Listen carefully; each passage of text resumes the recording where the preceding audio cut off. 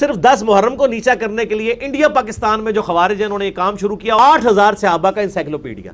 اس میں آپ سیدنا عمر کے چیپٹر میں جائیں اور جا کے دیکھ لیں کہ سیدنا عمر کی شہادت کب ہوئی ہے. 26 ذوالحجہ کو یکم محرم سے پہلے حضرت عثمان کی بیعت ہو چکی تھی. بالخصوص دونوں بندوں نے جو حوالہ پیش کیا ہے امام ابن اسیر جزری رحمۃ اللہ کی کتاب اسد الغابہ سے، اور اس میں جو خیانت کی ہے اس خیانت کا پردہ بھی چاک کرنا ضروری ہے، وہ پیش کروں گا. یہ ہے کتاب امام ابن اسیر جزری المتوفیٰ 630 ہجری رحمہ اللہ، ان کی کتاب ہے. اور یہ وہی امام ہیں جنہوں نے امام اعظم ابو حنیفہ رحمۃ اللہ علیہ کو اپنی کتاب الکامل فی تاریخ کی جلد خامس کے صفحہ 30 پر الامام الاعظم لکھا ہے، جس کو مرزا صاحب کہتے ہیں کہ امام ابو حنیفہ کو امام اعظم کہنا یہ بدعتی مولویوں کا طریقہ ہے. یہ وہی امام ہیں جن کو اپنے تائید میں پیش کرنے کے لیے مرزا کہتا ہے اہل سنت کے بہت بڑے امام. یہ وہی امام ہیں جنہوں نے امام ابو حنیفہ کو امام اعظم لکھا ہے. ان کی کتاب کا ریفرنس پیش کیا ہے اسد الغابہ کا، جس میں تقریباً 8000 صحابہ کرام علیہ رضوان کے حالات زندگی موجود ہیں. سیدنا فاروق اعظم رضی اللہ عنہ کی شہادت کا تذکرہ کرتے ہوئے امام ابن اسیر جزری رحمہ اللہ نے 4 اقوال پیش کیے ہیں. کتنے اقوال؟ 4 اقوال. ایک سیدنا سعد ابن ابی وقاص رضی اللہ عنہ کا قول ہے، ایک عثمان بن محمد الاخنسی کا قول ہے، ایک ابن قتیبہ کا، اور چوتھا قول ہے قتادہ کا. اب چاروں اقوال میں سے پہلا قول انہوں نے سیدنا سعد ابن ابی وقاص رضی اللہ عنہ کا پیش کیا ہے، اور وہ یہ قول ہے کہ طعن عمر یوم الاربع لاربع لیال بقین من ذی الحجہ. سیدنا فاروق اعظم رضی اللہ تعالیٰ کو زخم لگا ہے بدھ کے دن، ابھی ذوالحجہ کے 4 دن باقی تھے، سنہ 23 ہجری کو. ودفن یوم الاحد صباح ہلال المحرم، اور حضرت عمر کی تدفین ہوئی ہے یکم محرم الحرام کو اتوار کے دن. یہ پہلا قول ہے. اب اس قول کو نقل کیا ہے اور محمد بن عثمان الاخنسی کا آگے تبصرہ بیان کیا ہے امام ابن اسیر جزری نے کہ ھذا وہم، یعنی محمد بن عثمان الاخنسی کہتے ہیں کہ یہ وہم ہے. حالانکہ یہ جو راوی ہیں محمد بن عثمان الاخنسی، ان کے بارے میں امام ابن حجر عسقلانی کی یہ تقریب التہذیب ہے، ان کا ترجمہ اٹھا کے دیکھ لیں تقریب التہذیب سے، اس کے صفحہ نمبر 665 پہ اور ترجمہ نمبر 4531 پہ امام ابن حجر عسقلانی انہی محمد بن عثمان الاخنسی کے بارے میں کہتے ہیں لہو اوہام، یہ خود وہمی تھے، ان کو بہت سارے باتوں میں روایات میں وہم ہو جاتا تھا. تو جو خود وہمی ہیں ان کے بارے میں ان کا قول ذکر کیا ہے مرزا نے بھی اور مولوی اسحاق نے بھی، اور کہا کہ سند صحیح سے ثابت ہے. حالانکہ کوئی سند بالکل محمد بن عثمان الاخنسی کے قول کی کوئی سند موجود نہیں ہے. اور پھر حقائق کے اعتبار سے بھی ان کا جو آگے قول آ رہا ہے نا، وہ یہ کہتے ہیں کہ توفی عمر الاربع لیال بقین من ذی الحجہ. وہ کہتے ہیں کہ 26 ذوالحجہ کو حضرت عمر رضی اللہ تعالیٰ عنہ کی شہادت ہو چکی تھی، بلکہ اس کے برعکس. اچھا اگلا جملہ کر کے میں اس کی وضاحت کرتا ہوں. وبویا عثمان یوم الاثنین لیلۃ بقیت من ذی الحجہ، اور حضرت عثمان کی 29 ذوالحجہ کو بیعت کر لی گئی. حالانکہ یہ دونوں قول باقی کتب تاریخ کی یکسر خلاف ہیں. نہ تو حضرت عثمان غنی رضی اللہ عنہ کی 29 ذوالحجہ کو بیعت کی گئی ہے، اور نہ ہی حضرت عمر فاروق رضی اللہ عنہ کی 26 ذوالحجہ کو شہادت ہوئی ہے. ہاں 26 ذوالحجہ کو حضرت عمر رضی اللہ عنہ کو بدھ کے دن پر سب متفق ہیں، اور امام بخاری رحمہ اللہ متفق ہے. یہ ان کی تاریخ الصغیر ہے امام بخاری کی، تاریخ الصغیر کی کے صفحہ نمبر 29 پر امام بخاری رحمۃ اللہ لکھتے ہیں قال اصیب عمر یوم الاربع لاربع بقین من ذی الحجہ، کہ 26 ذوالحجہ کو حضرت عمر رضی اللہ عنہ کو بدھ کے دن زخم لگا. اس پر امام بخاری بھی متفق ہے اور دیگر. اس کے علاوہ امام بخاری رحمہ اللہ کے استاد ہے امام خلیفہ ابن خیات المتوفیٰ 240 ہجری، وہ بھی اپنی اس کتاب تاریخ خلیفہ ابن خیات کے صفحہ نمبر 109 پہ لکھتے ہیں وفیہا قتل عمر بن الخطاب رحمۃ اللہ تعالی علیہ طعن لثلاث بقین من ذی الحجہ. حضرت عمر رضی اللہ تعالیٰ عنہ کو جب زخم لگا تو ذوالحجہ کے 3 دن باقی تھے. فعاش 3 ایام، تو حضرت عمر زخم لگنے کے بعد 3 دن تک زندہ رہے. کتنے دن تک؟ 3 دن تک حضرت عمر رضی اللہ عنہ زندہ رہے. یعنی 27 کو بھی, 28 کو بھی اور 29 کو بھی فعاشا ثلاثۃ ایام, 3 دن تک زندہ رہے. یہ خلیفہ ابن خیاط کی کتاب ہے, تاریخ خلیفہ ابن خیاط, اس کے صفحہ نمبر 109 پر وہ لکھتے ہیں. امام بخاری نے بھی بدھ کا دن لکھا ہے.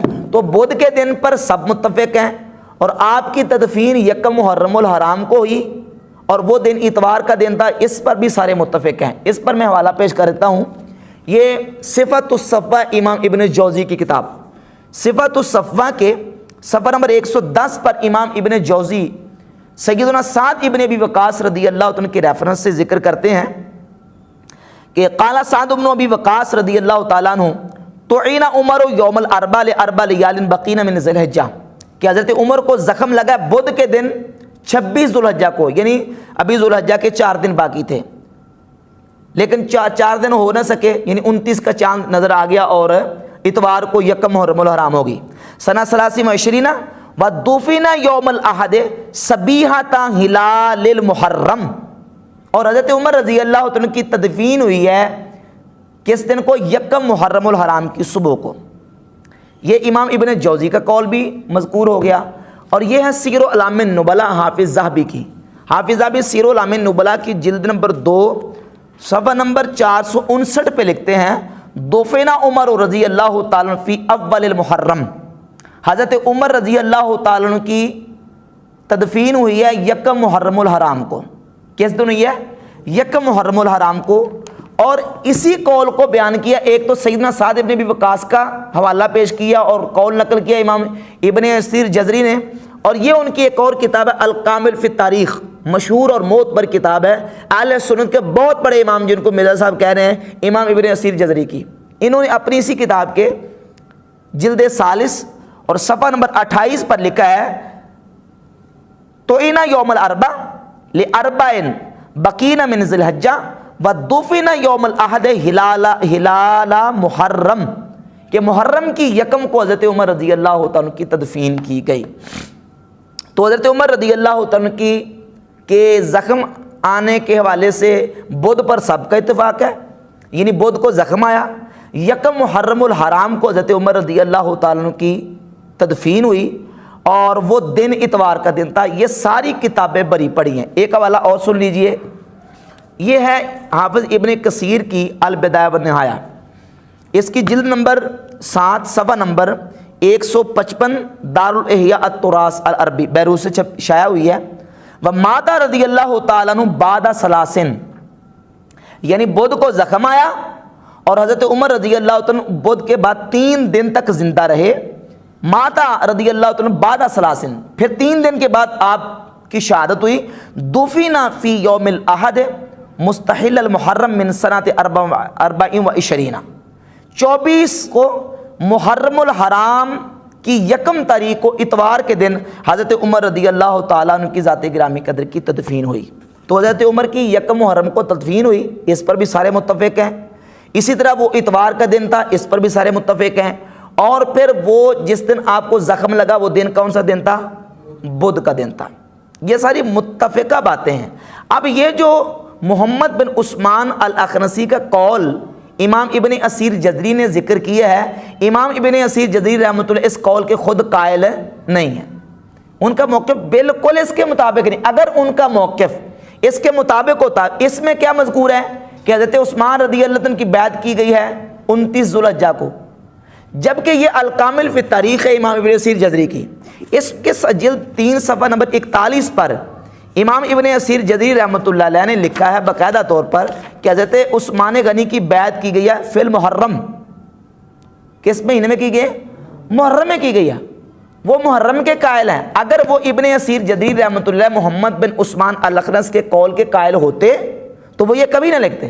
اور پھر دیگر ائمہ محدثین نے اسی بات کو ترجیح دی ہے کہ حضرت عثمان غنی رضی اللہ تعالیٰ عنہ کی بیعت یکم محرم الحرام کو کی گئی ہے. اسی دوران یعنی حضرت عمر کی شہادت کے دوران اگر بیعت کر لی ہوتی تو صحیح بخاری میں یہ بات مذکور نہ ہوتی. صحیح بخاری میں 3700 نمبر روایت ہے جس میں باقاعدہ لفظ یہ موجود ہیں کہ فلما فورغ من دفنہ, جب حضرت عمر کی تدفین سے صحابہ فارغ ہو گئے, اجتماع ہؤلاء الرہط, تو پھر یہ راحت، یعنی یہ جو گروہ تھا شورا کا، مجلس شورا، یہ ساری جمع ہوئی. فقال عبد الرحمن اجعلوا امرکم الی ثلاثۃ منکم. پھر عبد الرحمن بن عوف رضی اللہ تعالیٰ نے مجلس شورا سے کہا، یعنی باقی 3 افراد سے، کہ تم اپنا امر اپنے دوسرے ساتھیوں کو سپرد کر دو. یعنی حضرت طلحہ، حضرت زبیر اور حضرت سعد، ان کو کہا کہ اپنا اپنا امر سپرد کر دو. تو حضرت طلحہ نے حضرت عثمان کو، حضرت سعد نے عبد الرحمن بن عوف کو، اور حضرت سیدنا زبیر نے حضرت علی کو اپنا امر سپرد کر دیا. سارا واقعہ پیش آیا. اور اس کے بعد صحیح بخاری کی سی روایت 3700 نمبر روایت، 3700 نمبر روایت میں یہ لفظ ہے کہ حضرت عبد الرحمن بن عوف نے آخر میں کہا ارفع یدک یا عثمان، اے عثمان اپنا ہاتھ آگے کیجئے. فبایعہ، اور انہوں نے حضرت عثمان کی بیعت کی. فبایع لہ علی، اور حضرت علی نے بھی حضرت عثمان کی بیعت کی. وولج اہل الدار فبایعوہ، اور پھر سارے لوگ جمع ہو گئے اور انہوں نے حضرت عثمان غنی رضی اللہ تعالیٰ عنہ کی بیعت کی. اور یہ بیعت کہاں کی گئی؟ تاریخی روایت اب اٹھا کے دیکھ لیں. سیدہ عائشہ صدیقہ رضی اللہ تعالیٰ عنہ کے حجرہ میں ہی حضرت عمر کی تدفین کے بعد وہ مجلس شورا 6 صحابہ کی جمع ہوئی، اور اسی میں جمع ہو کے صحابہ نے حضرت عثمان غنی کی حضرت عمر کی تدفین کے بعد بیعت کی ہے. اور یہ مرزا صاحب کہہ رہے ہیں کہ نہیں جی ان کی شہادت کے دوران بھی بیعت ہو چکی تھی، حالانکہ یہ بالکل صحیح بخاری کی اس روایت کے خلاف ہے. لوگوں کو یہ کہتے ہیں کہ یہ کتابیں جو ہیں یہ پڑھی ہوئی ہیں، پڑھی ہوئی نہیں ہیں. تو ثابت ہو گیا کہ یہ صرف ڈیسک پہ پڑھی ہوئی ہیں، رکھی ہوئی ہیں، یہ پڑھی ہوئی نہیں ہے. تو حدیث میں بھی ہے، نبی کریم علیہ السلام کا فرمان ہے جامع ترمذی حدیث نمبر 1015، جنازہ جلدی پڑھو، جنازے کو جلدی پڑھنے کا حکم ہے. سیدنا ابو بکر صدیق رضی اللہ تعالیٰ عنہ کی جو آپ کا انتقال ہوا ہے وہ منگل کی شام کو ہوا، منگل کی شام کو، اور منگل کی رات کو ہی آپ کا جنازہ پڑھ دیا گیا. کیوں؟ اس لیے کہ حدیث میں یہ ہے کہ جنازہ جلدی پڑھا جائے. تو سیدنا فاروق اعظم رضی اللہ عنہ کو زخم لگا ہے بدھ کے دن، پھر بدھ کے بعد جمعرات ہے، جمعہ ہے، ہفتہ ہے، اتنے دن زہر آلود جو خنجر تھا اس کا زخم تھا. تو صحابہ علیہ مردوان اگر حضرت عمر کی شہادت ہو چکی ہوتی تو وہ جنازہ پڑھنے میں تاخیر نہ کرتے. تو جنازہ پڑھنے کے حوالے سے حکم بھی ہے کہ جلدی پڑھا جائے. تو حضرت عمر رضی اللہ تعالیٰ کی ذات گرامی قدر کی شہادت کا جو واقعہ ہے وہ یکم محرم کی رات گئے پیش آیا، اسی لیے صحابہ نے پھر یکم محرم کے دن کو آپ کا جنازہ پڑھا ہے. آپ کی روح جو ہے وہ رات کو پرواز کی ہے، اسی لیے یکم محرم کے دن کو جنازہ پڑھا گیا ہے. تو یہ بھی الحمدللہ بالکل واضح دلائل ہیں جن سے یہ بات بالکل کھل کے سامنے آ جاتی ہے کہ یکم محرم الحرام ہی سیدنا فاروق اعظم رضی اللہ عنہ کی شہادت ہے. رات کو آپ کی شہادت ہوئی ہے، روح پرواز کی ہے، اور دن کو آپ کا جنازہ پڑھا گیا. اور یہ جو قول مولوی اسحاق جہلوی نے اور مرزے نے پیش کیا ہے یہ بالکل قول تاریخی روایت کے بالکل یکسر خلاف ہے. اور یہ کہتے ہیں سند صحیح کے ساتھ، سند تو ہے ہی نہیں ہے. آپ عزد الغابہ اٹھا کے دیکھ لو، اس میں سند سرے سے ہے ہی نہیں ہے. اور یہ کہتے ہیں سند صحیح سے، اس طرح کا قول کوئی قول اس طرح کا نہیں. پہلا قول جو ہے وہ سیدنا سعد بن ابی وقاص رضی اللہ تعالی عنہ کا ہے، اور وہی قول راجح ہے اور وہی تاریخی روایات کے مطابق